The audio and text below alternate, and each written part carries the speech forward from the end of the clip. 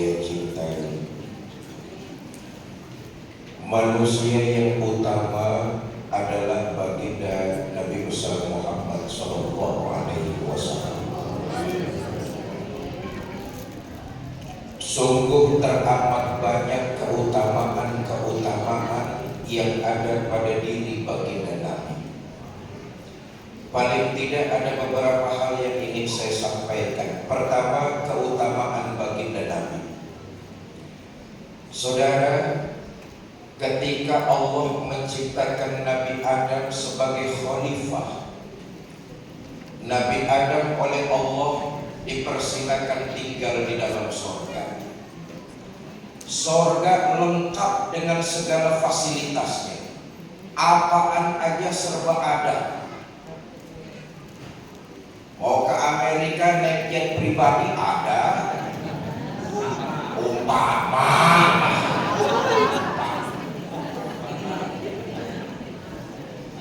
surga fasilitasnya lengkap, apaan aja ada.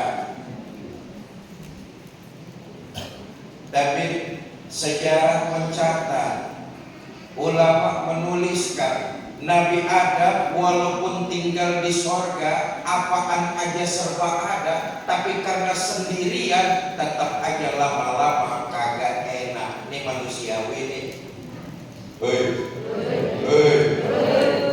Di Tangsel nih, apaan aja ada. Bu, ibu tinggal di Tangsel, apaan aja di Tangsel punya ibu. Ciputat punya ibu, Pamulang milik ibu, Seruak Buntel pulang. Apaan aja di Tangsel milik ibu, tapi ibu tinggal di Tangsel sendirian. Kira-kira enak apa enggak? Nabi Adam begitu tuh. Apaan aja di sorga serba ada, tapi karena tinggal sendirian lama-lama iseng. Layang loyo bolak-balik sendirian. Ditegur sama Allah, Adam, gak baik ya Allah. Kelihatannya tinggal di surga gelisah banget, fasilitasnya kurang. Enggak ya Allah, surga komplit fasilitasnya. Terus kenapa kelihatannya kayak orang gak betah? Ya Allah, lama-lama apaan juga serba ada, tapi kalau sendirian nggak enak juga ya Allah. Allah tahu apa yang diinginkan oleh hambanya.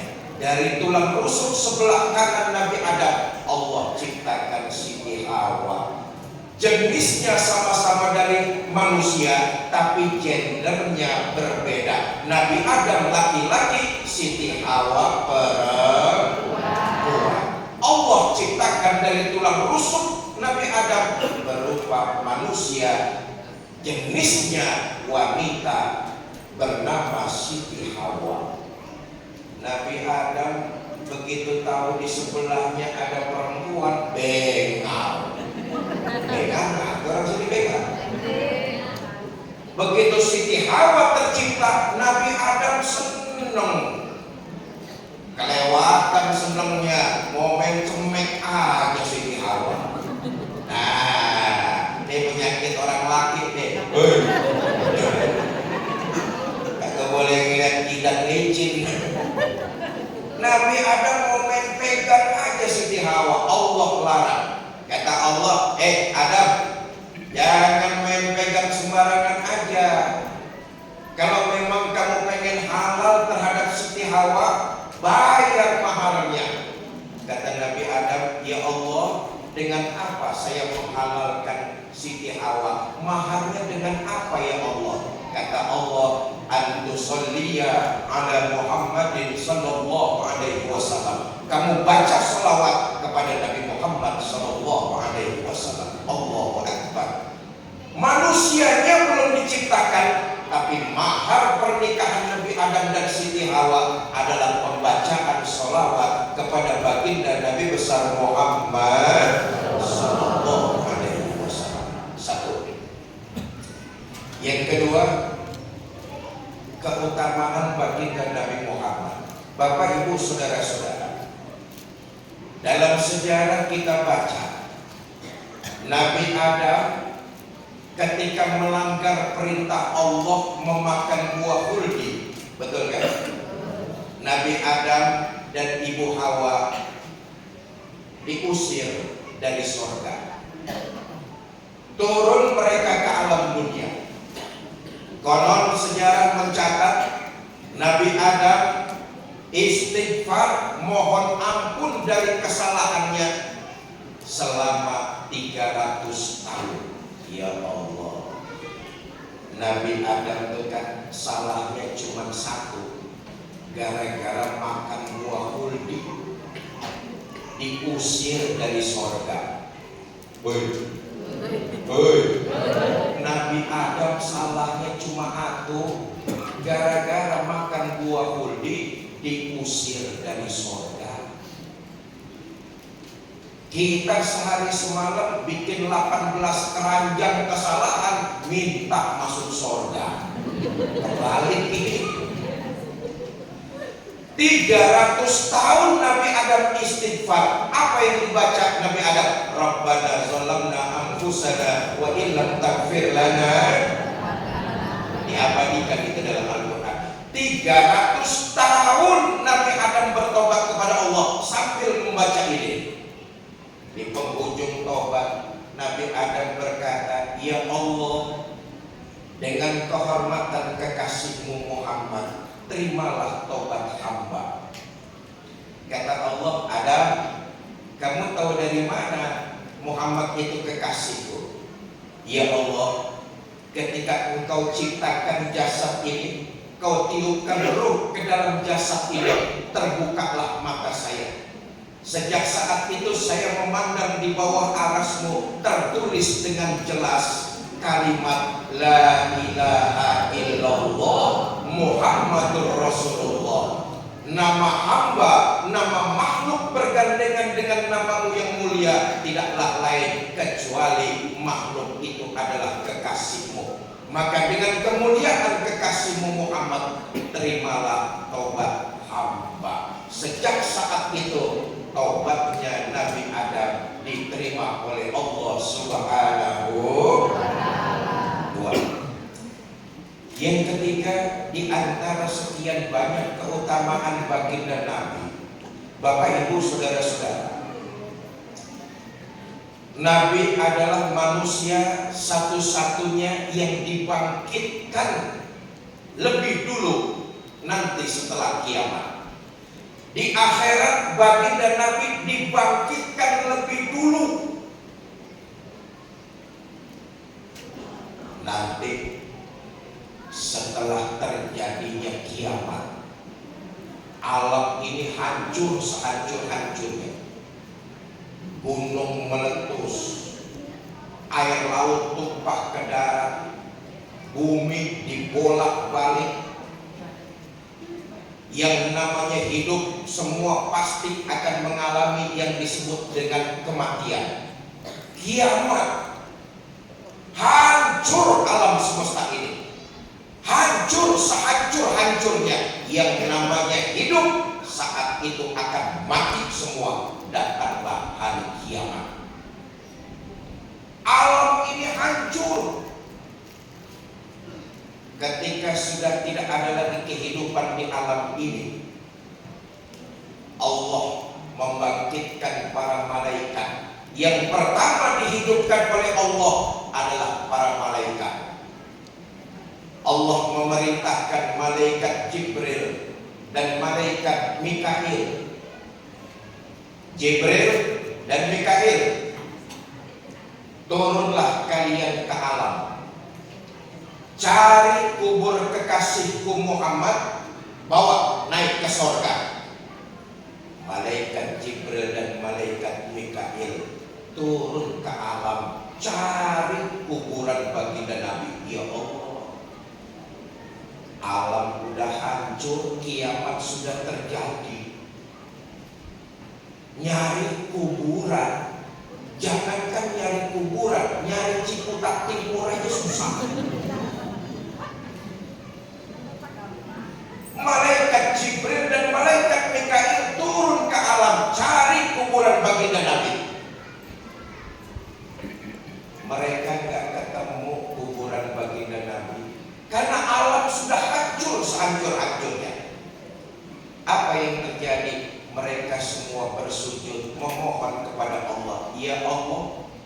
dengan kemuliaan kekasihmu Muhammad, kiralah terbukalah tanah yang menyimpan tubuh kekasihmu. Atas izin Allah terbelahlah bumi, keluarlah baginda Nabi dari dalam. Nabi bangkit dari dalam kubur persis kayak orang tidur, mucek-mucek mata. Lihat sebelah kanan malaikat Jibril, lihat sebelah kiri malaikat Mikail. Nabi berkata kepada malaikat Jibril, Jibril, ayu yaumin hadza? Jibril, ini hari apa? Kata malaikat Jibril, hadza ma wa'ada Rahman. Muhammad, inilah hari di mana yang dijanjikan oleh Tuhanmu. Ini hari kiamat. Ya Allah, setelah alam ini hancur, manusia pertama yang dibangkitkan adalah Nabi kita Muhammad Sallallahu Alaihi Wasallam. Lihat riwayat ini. Setelah Nabi diberitahu bahwa itu hari kiamat, apa jawab Nabi? Jibril, kalau memang ini hari kiamat, aina ummati? Di mana umatku Jibril? Di mana umatku? Allahumma sholli wa sallim wa barik.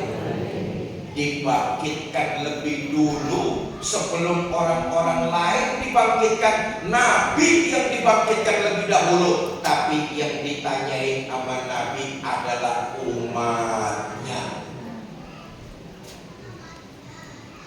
Saya yakin kalau Pak Lurah dibangkitin lebih dulu,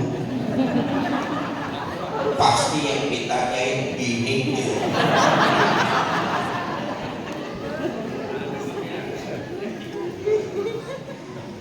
Bapak Ibu, saudara-saudara kaum muslimin yang saya cintai. Nah, hari ini kita memperingati kelahiran baginda Nabi besar Muhammad Sallallahu Alaihi Wasallam.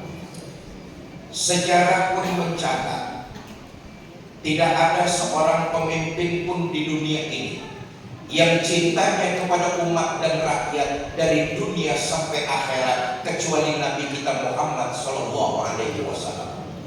Maka pantaslah Nabi kita jadikan pemimpin baik di dunia, lebih-lebih di akhirat nanti. Zahir dan batin pemimpin kita tidak lain adalah baginda Nabi besar Muhammad Sallallahu Alaihi Wasallam.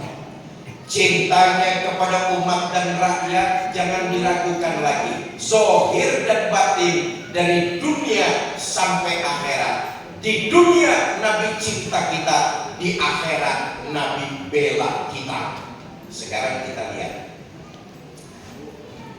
Nabi itu menginginkan kita ini umatnya untuk tidak mengalami kesulitan dalam kehidupan di alam dunia. Karena sesungguhnya syariat agama Islam bukan memberatkan kita. Syariat agama Islam yang dibawa oleh baginda Nabi meringankan beban yang memang sudah ada di atas pundak kita. Nabi tidak menginginkan kita umatnya ini untuk bersusah payah. Maka jelas agama Islam adalah agama yang tidak mensusahkan umat manusia. Ada satu kaidah, makanya Nabi itu prinsip dasarnya yasiru wala tu'asiru. Mudahkan orang, jangan dipersulit. Inilah ajaran Islam. Inilah yang dicontohkan baginda Nabi. Nabi gak pengen umatnya itu susah. Maka pantas kemudian Nabi menyatakan yasiru wala tu'asiru. Mudahkan urusan orang, jangan dipersulit. Ayo kita lihat. Dalam syariat Islam itu ada yang disebut dengan kaidah taklilun takalif, menyedikitkan beban.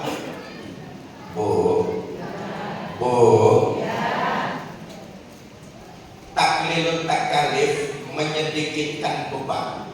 Ini kaidah Islam.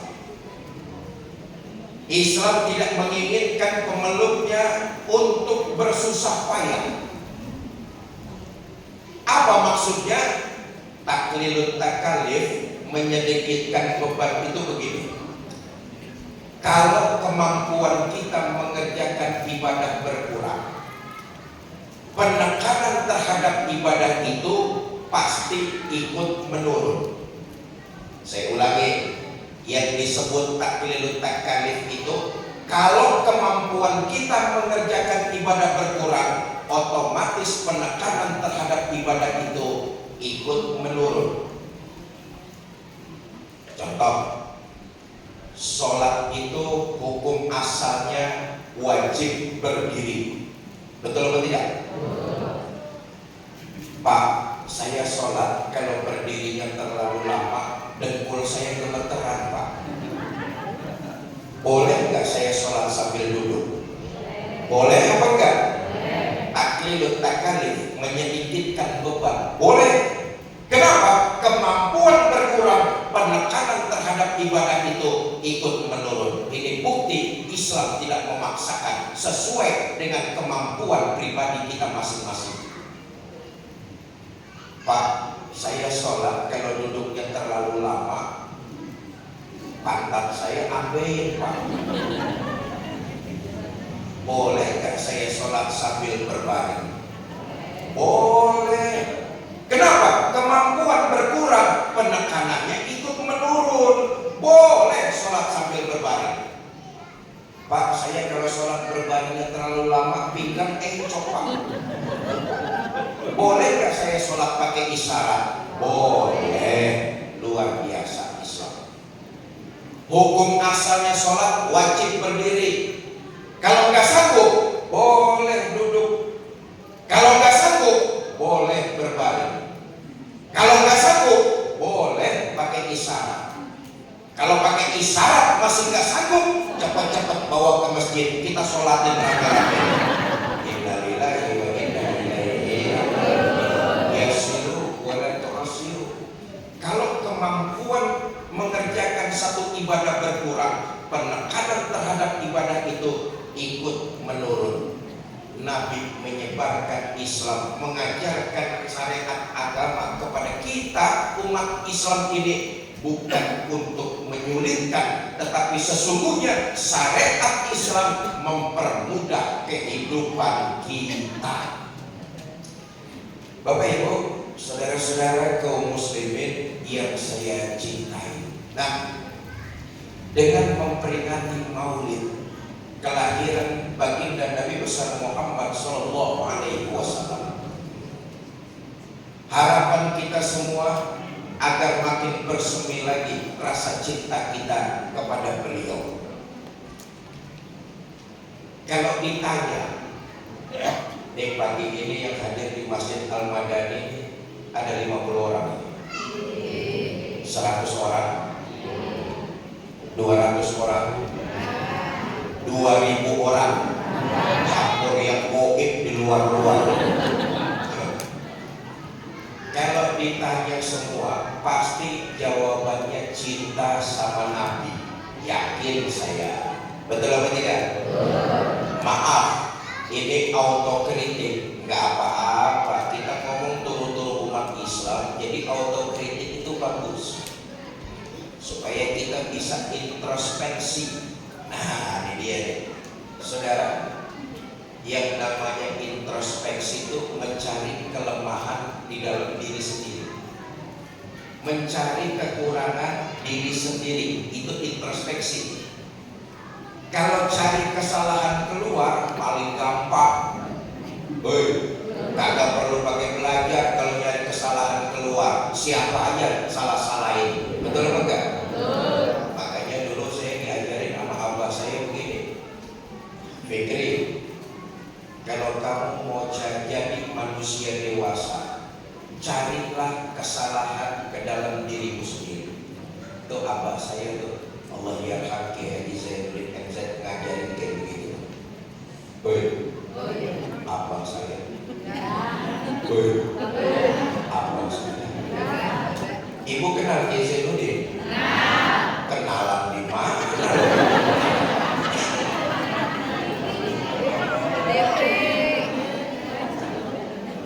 Kalau kamu mau jadi manusia dewasa, carilah kelemahan diri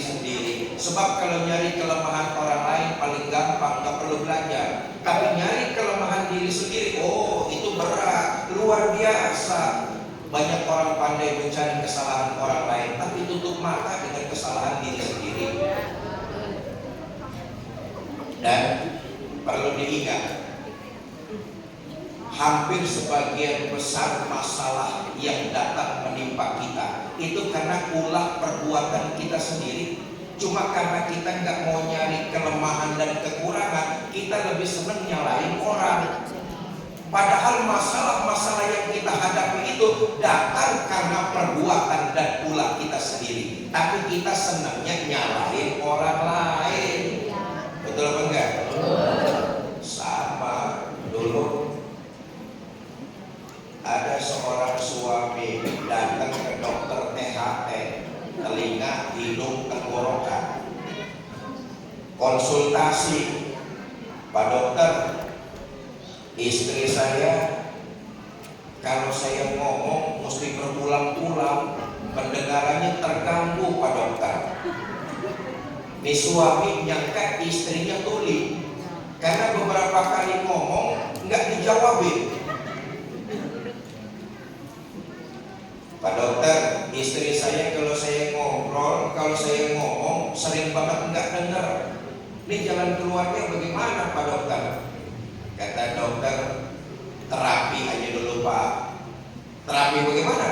Begini saja, besok waktu Bapak di rumah, jarak 10 meter, Bapak tanya istri Bapak. Kalau istri Bapak nggak jawabin pertanyaan Bapak, jaraknya deketin lagi 5 meter, ulangi pertanyaan itu. Kalau masih nggak jawab juga bagaimana dokter? Bapak deketin di belakang istri Bapak, ulangi pertanyaan itu lagi. Baik, besok pagi di rumah suaminya nanya sama istrinya, Bu, hari ini ibu masak apa? Jarak 10 meter suami nanya kepada istrinya, Bu, hari ini ibu masak apa? Dia istrinya nggak jawab, diem aja. Ini suami maju 5 meter, nanya lagi, Bu, hari ini ibu masak apa? Dilihat istrinya masih diem aja. Ini suami persis di belakang istrinya sambil ngomong, Bu, hari ini ibu masak apa? Istrinya sambil nengok ngejawab, Bang, udah 3 kali saya bilang hari ini saya goreng tempe.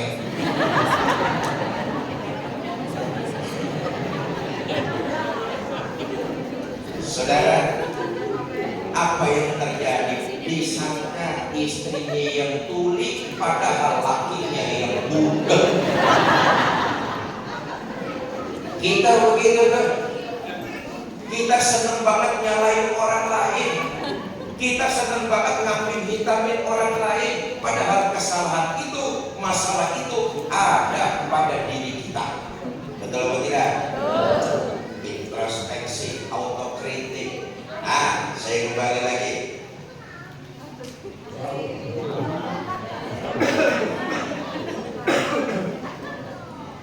Sampai jam berapa pidato? Sampai jam 2. Lu kejam bibir gua doang. Saya kembali, ini gak apa-apa, autokritik. Begini Bapak Ibu, kita ini baru pinter ngaku cinta sama Nabi.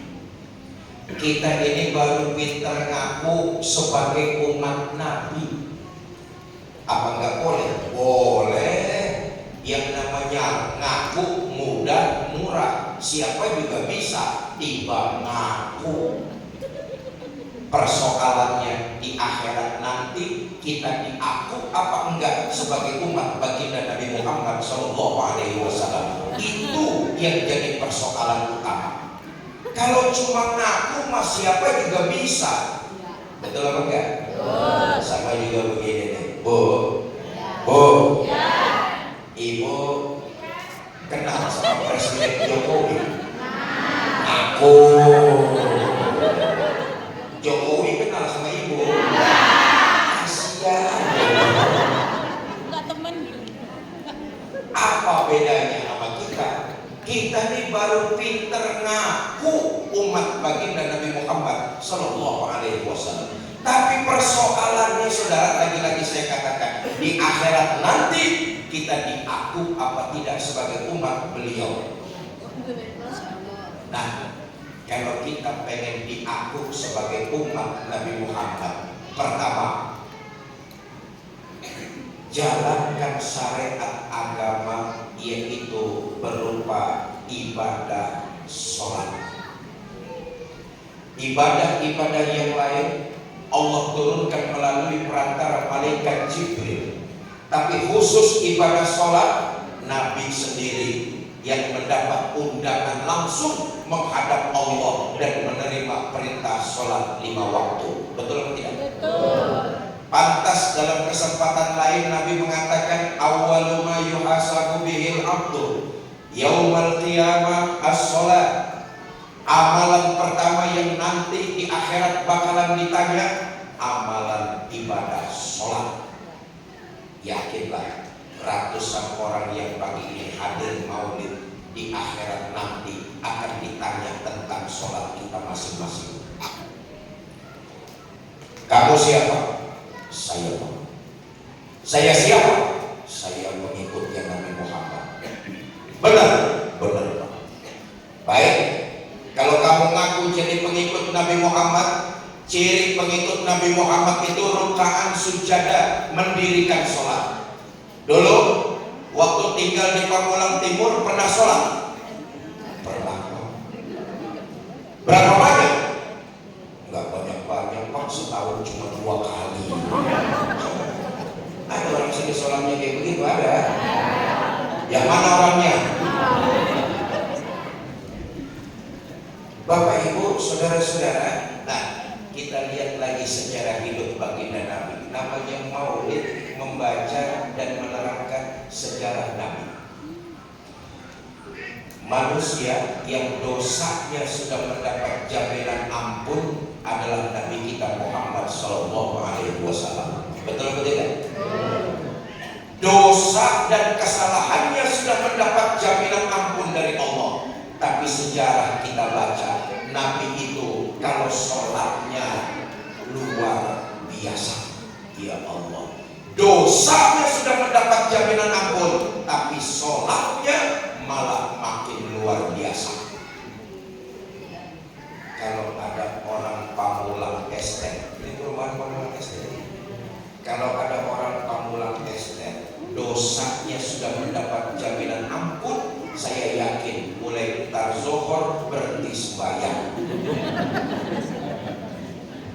Nabi enggak, dosa mendapat jaminan ampun, tapi sholatnya makin luar biasa. Siapa yang menceritakan? Istri beliau, Ummul Mukminin Sayyidah Aisyah radhiyallahu anha. Satu malam kata Sayyidah Aisyah, selesai saya sholat isya, saya siap-siap mau tidur. Saya lihat suami saya, Rasulullah Sallallahu Alaihi Wasallam. Saya lihat suami saya lagi sholat, saya tidur. Tengah malam saya terbangun, saya lihat suami saya masih sholat juga. Saya tidur lagi. Sepertiga malam yang akhir saya terbangun, saya lihat suami saya masih sholat juga. Allahumma sholli wa sallim wa barik. Dosa sudah mendapat jaminan ampun. Istrinya bangun tengah malam, dilihat suaminya lagi sholat. Istrinya bangun sepertiga malam yang akhir, dilihat suaminya masih sholat juga. Tuh, istri Nabi mah kalau tidur sebentar bangun. Istri Nabi kalau tidur sebentar bangun. Istri Nabi kalau tidur sebentar. Istri orang sini kalau tidur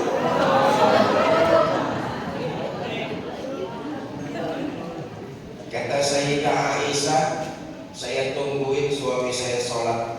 Selesai sholat, saya samperin, saya tanya, Bang, ada apa? Ya,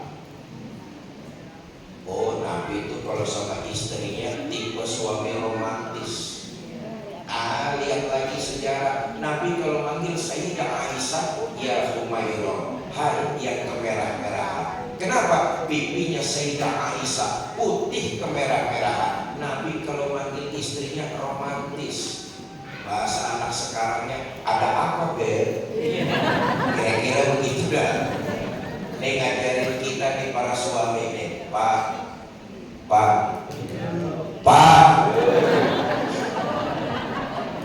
lempengan ini bapak-bapaknya belaga budak. Nabi aja nggak malu manggil istrinya dengan kalimat romantis mesra. Ini ngajarin kita nih, panggilan sama istri kelihatannya memang sepele, tapi ternyata dapat menumbuhkan dan membangkitkan keharmonisan dalam rumah tangga. Maaf Pak, kita ini kan sebagai suami nggak begitu. Manggil istri kebangetan jujur tapi nyakitin. Udah tahu istrinya hitam, kalau manggil buluk sih. Jujur tapi nyakitin. Apakah dosanya sudah mendapat jaminan ampun? Terus ya kalau sholat jangan gitu-gitu benar. Kenapa sih Pak? Apa jawab baginda Nabi? Aisyah, afala uhibbu an akuna abdan syakura. Kamu pikir saya nggak senang? Oleh Allah saya mendapat gelar abdan syakura, hamba yang pandai bersyukur.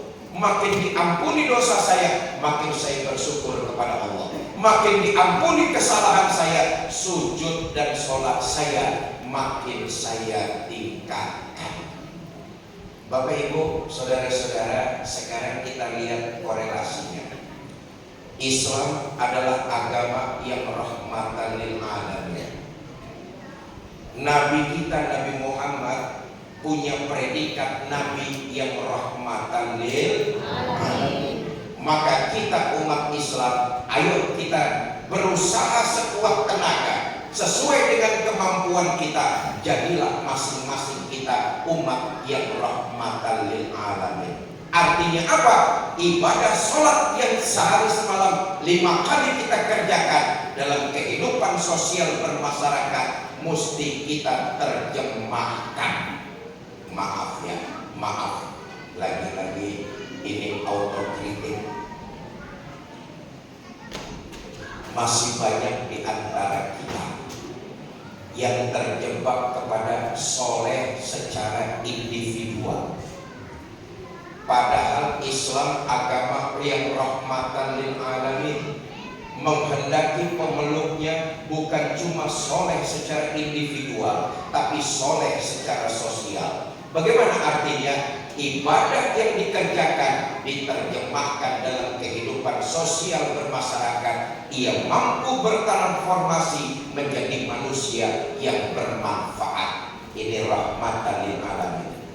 Maaf, kita ini dalam mengerjakan ibadah cuma sekedar gugurin kewajiban aja.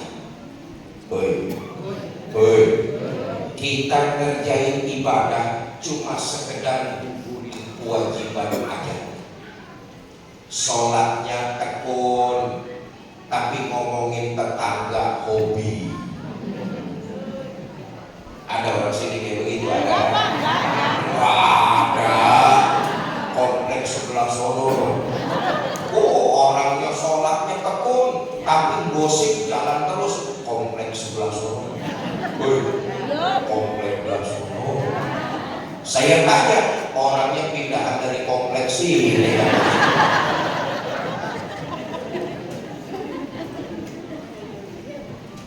Berapa banyak di antara kita yang dalam menjalankan ibadah terjebak kepada ritualnya saja. Boleh jadi soleh secara individual, tapi yang diinginkan agama Islam bukan hanya semata-mata soleh secara individual, tapi juga soleh secara sosial. Kenapa? Nabi bukan cuma ngajarin, tapi Nabi nyontoin. Nah, tadi yang saya bilang, Nabi dosanya sudah mendapat jaminan ampun. Betul atau tidak?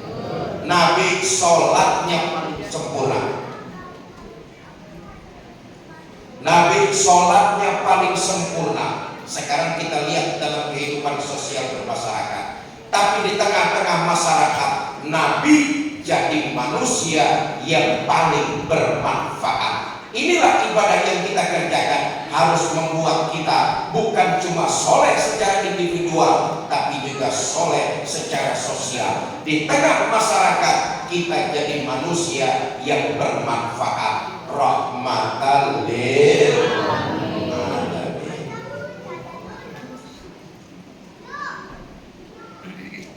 Satu riwayat ingin saya sampaikan. Mau kemana Bu? Boy, mau kemana boy? Mau pulang bareng boy? Ya ini bangun buat teriakin bro.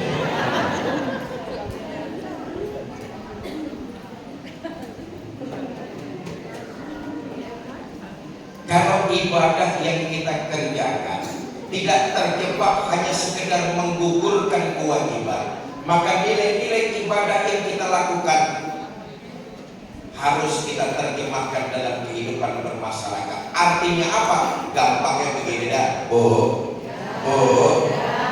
Orang yang sholatnya berhasil kelihatan dalam kehidupan sehari-hari. Indikasinya jelas, dia akan jadi manusia yang lebih baik lagi dari sebelumnya. Itu sholatnya berhasil.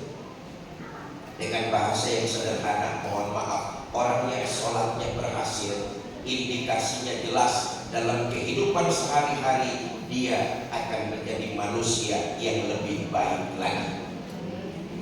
Istri yang sholatnya berhasil, dia kelihatan dalam kehidupan berumah tangga. Apa buktinya? Dia akan mampu menghargai dan menghormati suaminya.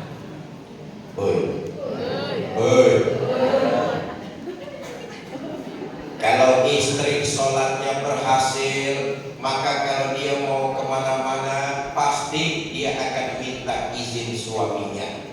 Itu artinya dia menghargai dan menghormati suaminya.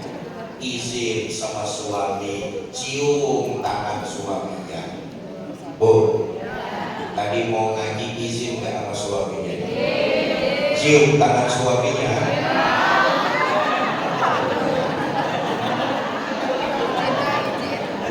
Borong cinta. Yang ada kadang-kadang campur perintah. Bang, kumo kondangan, no jemuran kalau hujan doakan.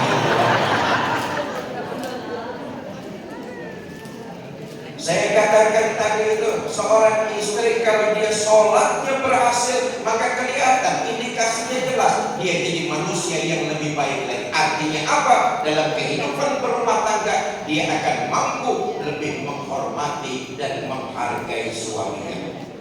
Seorang suami juga begitu. Kalau suami sholatnya berhasil, maka dia akan lebih bisa menghormati dan menghargai istrinya. Pak,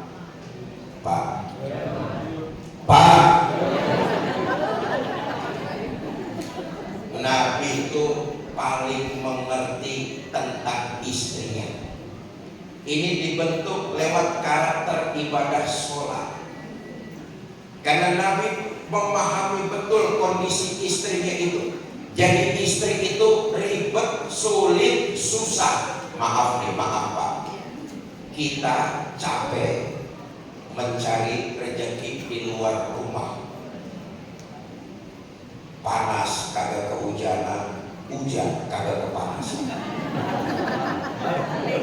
Ya udah lu dengerin aja. Yang panas memang kagak kehujanan. Kita ini para suami cari nafkah keluar rumah, betul apa tidak? Kerja sungsang sumbel, cari nafkah. Capek iya, tapi yang saya maksud begini Pak, secapek-capeknya kita para suami cari duit di luar rumah, selesai salat isya berjamaah, selesai makan malam, kita sudah bisa istirahat santai di dalam kamar sambil nonton televisi. Istri kita belum bisa, dia istirahat tuh. Udah lu dengerin aja. Aku boleh dibelain dikit.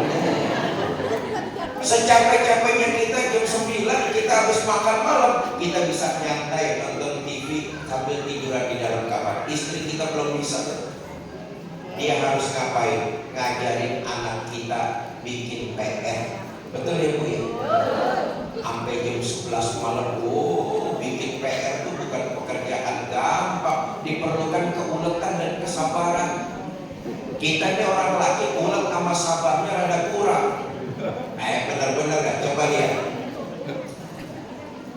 Seorang ibu ditinggal mati suaminya, punya anak 5 orang. Insya Allah 5-5-nya keurusan. Betul apa enggak? Seorang ibu ditinggal mati suaminya, punya 5 orang anak, insya Allah 5-5-nya keurusan. Kenapa? Ibu itu ulet, sabar. Tapi seorang bapak ditinggal mati istrinya, punya 3 orang anak, kagak keurusan.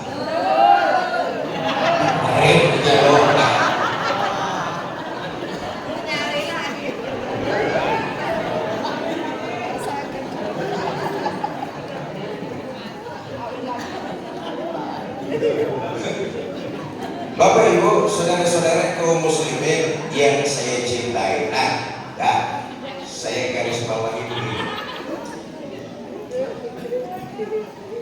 Islam menginginkan kita bukan cuma soleh secara individual, tapi soleh secara sosial. Artinya ibadah yang kita lakukan harus kita terjemahkan dalam kehidupan sehari-hari. Kalau kita beribadah, ibadah kita berhasil, kelihatan indikasinya dalam kehidupan kita jadi manusia yang bermanfaat dengan menebarkan nilai-nilai kebaikan. Saudara, kebaikan yang kita lakukan, manfaatnya akan kembali buat diri kita sendiri, bukan untuk menyenangkan Allah. Nabi ngajarin kita kayak begitu tuh. Kalau kamu berbuat baik, gak usah pilih kasih, gak usah pandang bulu. Kenapa? Perbuatan baik yang kamu lakukan, manfaatnya akan kembali buat dirimu sendiri. Bu, kalau ibu berbuat baik sama orang lain, boleh jadi orang itu menerima kebaikan yang ibu lakukan. Betul atau tidak? Tapi hakikatnya ibu sedang berbuat baik bagi diri ibu sendiri. Emang perbuatan baik yang kita lakukan, iblis paling kesel bener. Iblis paling gak senang sama orang yang berbuat baik. Contohnya gak usah susah lah, yang gampang aja. Saudara-saudara hadir di Masjid Al-Madani di pagi ini, insya Allah nilai kebaikan, amin, berlipat ganda pahalanya, amin. Apa dipikir iblis senang dengan nilai-nilai kebaikan kayak begini? Benarnya bukan main iblis. Nggak terasa aja sama kita. Tadi waktu kita masih di rumah, belum datang ke masjid, iblis sudah bisikin hati kita dari rumah. Ngapain lu datang ke masjid? Dah di rumah aja, cucian banyak no, mumpung jeter. Iblis udah godain hati kita supaya kita nggak datang ke tempat-tempat kebaikan. Kenapa? Iblis paling benci kalau ada orang yang melakukan kebaikan, digoda hati kita. Ibu bapak lawan godaan iblis. Enggak, saya mau datang ke masjid, mau memperingati maulid. Datang deh saudara ke masjid. Bapak ibu, jangan dipikir di masjid daerah bebas zona iblis. Justru di masjid iblisnya gemuk-gemuk. Digoda lagi di dalam masjid. Kata iblis, ya udah, lu datang dari sana ke masjid, entar sampai masjid lu ngobrol aja ngobrol. Lu ngomong aja ngomong, dan ustaznya jangan didengerin. Iblis, oi, iblis,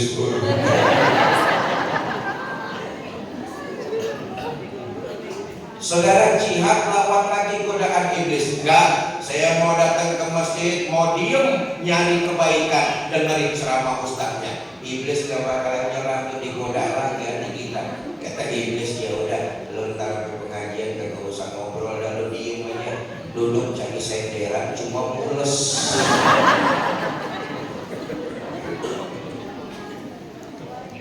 Kebaikan yang kita lakukan manfaatnya buat buat diri kita, Allah nggak ngambil keuntungan sedikit pun. Karena itu dalam berbuat kebaikan, jangan pernah pilih kasih dan jangan pernah pandang bulu. Saya tutup dengan satu riwayat. Bapak Ibu, Nabi nyontoin kita berbuat baiklah terus kepada siapapun.